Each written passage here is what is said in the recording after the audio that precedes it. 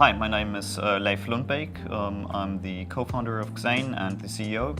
I'm a mathematician, studied at Oxford University, and basically during this time created like a kind of research project for like access control, cryptographic procedures in combination with machine learning procedures.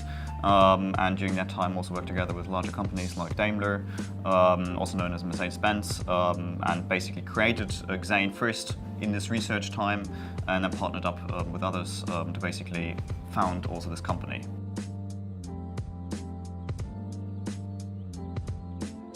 XAIN is essentially a decentralized, trusted access control protocol.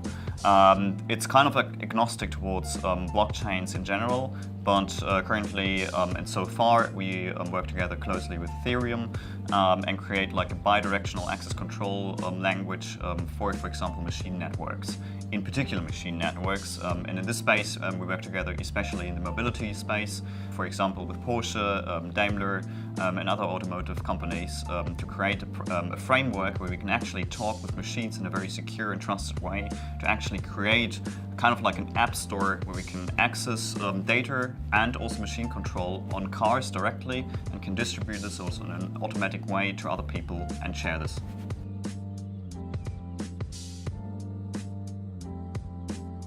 Basically, we have like two things that we combine here. So first of all, it's the access control language, which you can actually directly execute commands, for example, on machine level and combine this with databases like BigchainDB, Cassandra, also other blockchain networks. That doesn't really matter in this case. Every company has like an own version or an own concept behind it. But most importantly, we kind of like have a user-centric access control. This means that a user can actually decide on its own behalf what to do with car data. It's fully encrypted and the user can decide, for example, to share some data with the automotive company that the car belongs to, or other OEMs or third-party providers.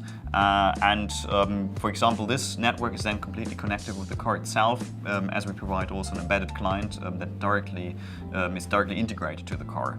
And this means that we can also feature all sorts of offline communications here and lock them afterwards in the network.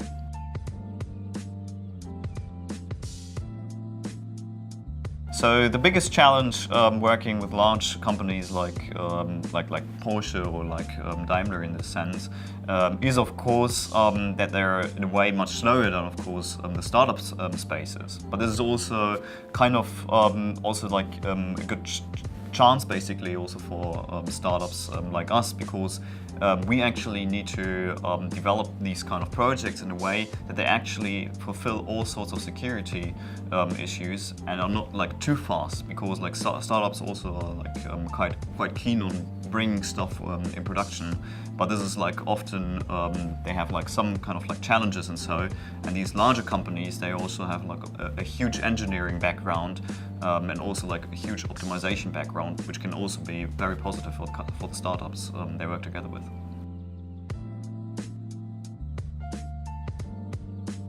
Currently, these kind of companies already use some kind of blockchain technologies in internal use cases. Most of them are, of course, like POCs, some are pilot projects, and some are basically on the stage of going in production perhaps like next year or the year after. So there's a huge difference between also the companies in the automotive space, for example, or generally in the mobility space. Some are extremely distributed, so there's like each factory or each department has like own use cases and is working on own pilot systems. Some are having a completely centralized view in it and kind of like want to focus on specific goals. So it's really hard to say when we see like the first production use case or productive use case in the public, because many of these use cases will be first used internally and the public won't ever know it.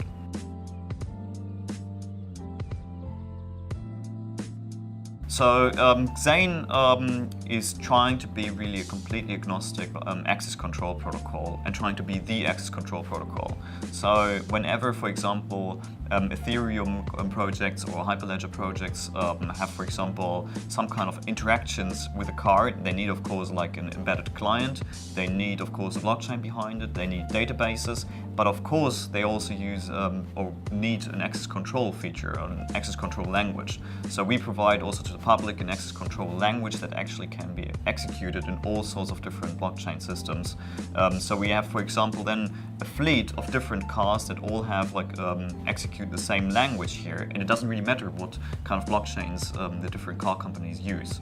So whether it's Hyperledger, whether it's Ethereum, it doesn't really matter, but they can still collaborate on the same goals.